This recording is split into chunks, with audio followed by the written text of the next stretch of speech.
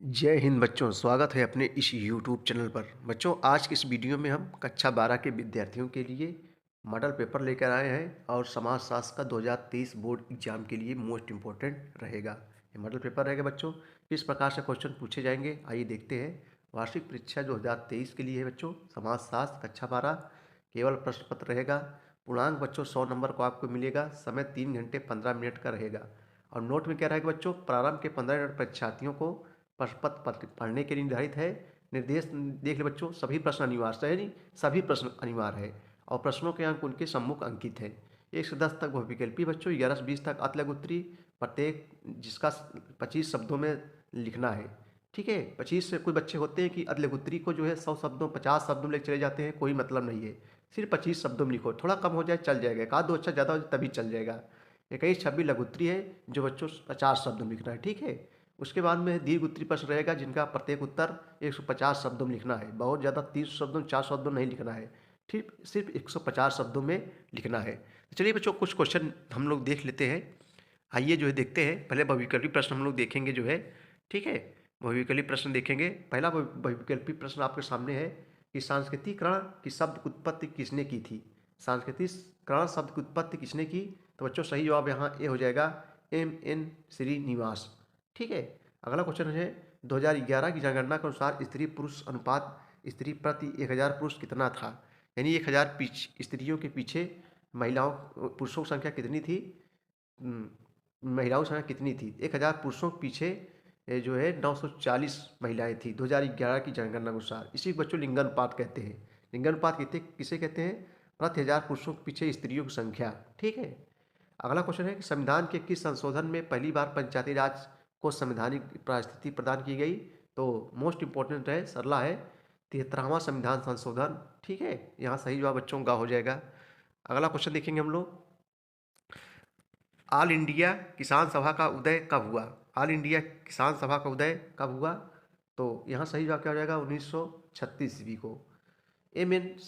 श्रीनिवास का पूरा नाम क्या है, तो इनका मैसूर नरसिंहाचार्य श्रीनिवास इनका जो है पूरा नाम है। चलिए आगे देखेंगे दोस्तों हम लोग जो है। अगला बहुविकल्पी प्रश्न जो एक एक नंबर ही का है। संस्कृति को भौतिक और अभौतिक संस्कृतियों में किसने वर्गीकृत किया, तो सही जवाब हो जाएगा, घा हो जाएगा, अंगरबर्न। भारत में हरित क्रांति किस दशक में लागू हुई थी। भारत में हरित क्रांति जो है किस दशक में लागू हुई थी, तो 1960 से 1970 ईस्वी में दशक में लागू की गई थी। मजदूर संघ की ट्रेड यूनियन की स्थापना किसने की थी, सही जवाब बच्चों क्या हो जाएगा, बीपी वाडिया। सही जवाब यहाँ का हो जाएगा, बीपी वाडिया। ब्रह्म समाज की स्थापना कब हुई थी, तो बच्चों मोस्ट इंपॉर्टेंट है, बहुत सरला है, 1828 ईस्वी में ब्रह्म समाज की स्थापना हुई थी। किसके प्रयासों से जो है सती प्रथा का अंत हुआ था, तो सभी बच्चे जानते हैं, राजा राम मोहन राय।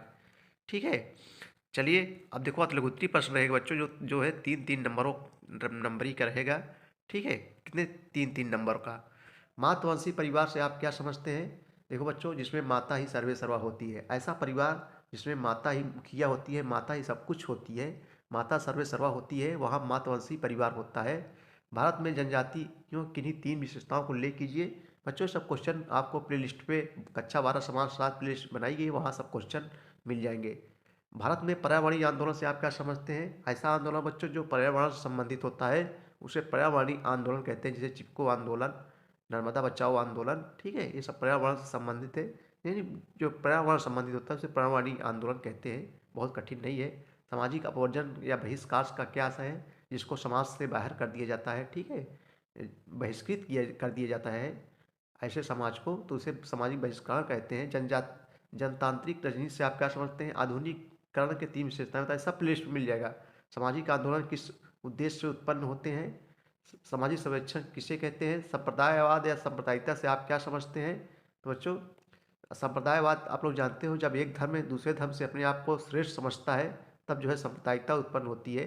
भूमि सुधार से आप क्या समझते हैं, सब लिस्ट पे मिल जाएगा। चलिए आगे देखेंगे लघुत्तरी प्रश्न है जो 6 अंकों का रहेगा बच्चों। कितने अंकों का, 6 अंकों का रहेगा। ठीक है, देख लीजिए, इस प्रकार से क्वेश्चन जो है पूछे जाएंगे। हरित क्रांति का अर्थ है, हरित क्रांति से जरूर क्वेश्चन पूछा जाएगा। कृषक एवं नव किसान आंदोलन के मध्य अंतर, सामाजिक आंदोलन के वर्गीकरण को सुधार समझाइए। ठीक है, उसके बाद विस्तृत क्वेश्चन रहेगा जो 8-8 अंकों का रहेगा। परिवार से आप क्या समझते हैं। भारत में दहेज व्यवस्था, ये मोस्ट इंपॉर्टेंट है बच्चों, ये क्वेश्चन जरूर आएगा। देखो अथवा करके देगा, चाहे इसमें से चाहे इसको कीजिए चाहे इसको, जहाँ भी अथवा लग जाए सिर्फ एक क्वेश्चन करना है। 28 में एक ही क्वेश्चन करना है, 29 में एक ही क्वेश्चन करना है। भारत में दहेज व्यवस्था बच्चों, सब क्वेश्चन अपने मन से लिखोगे तो पूरा पूरा अंक मिलेगा, नकल से आप नहीं कर पाएंगे। ठीक है, क्वेश्चन को छोड़ना नहीं है, क्वेश्चन नहीं छोड़ोगे नहीं, अपने से लिखोगे, सब क्वेश्चन अपने से मन से आप लिख सकते हैं, आपको पूरा अंक मिलेगा, आप फेल नहीं हो सकते। ठीक बच्चों, तो इस प्रकार से जो है मॉडल पेपर था, और 2023 बोर्ड एग्जाम के लिए मोस्ट इम्पोर्टेंट रहेगा।